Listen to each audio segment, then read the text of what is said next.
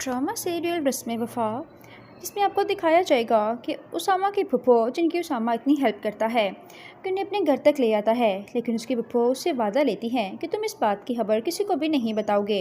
इधर नूर सारी रात उसामा की वजह से परेशान रहती है कि आखिर ऐसा क्या हो गया कि उसामा घर ही नहीं आया।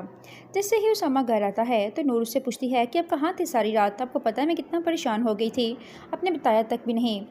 ये बात सुनते ही उसामा को नूर पे गुस्सा आ जाता है और वो उसके सामने हाथ जोड़कर कहता है कि मैं अभी इस मूड में नहीं कि तुम्हारे सवालों के जवाब दे सकूं। नूर बहुत परेशान हो जाती है, उसकी आंखों में आंसू आ जाते हैं। सुबह जब उसामा को अपनी गलती का एहसास होता है तो वो नूर के लिए बुके लेकर आता है, क्योंकि वो जानता है कि नूर उससे नाराज़ है। लेकिन नूर बुके पकड़ कर भी उससे कहती है कि मैं जानती हूँ कि अब मैं आप पे बोझ बन चुकी हूँ और आप इस बोझ को उतारना चाहते हैं।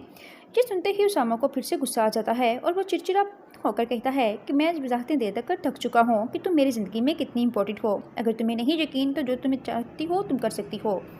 अब नूर बुके एक साइड पे रख देती है और उदास होकर बैठ जाती है।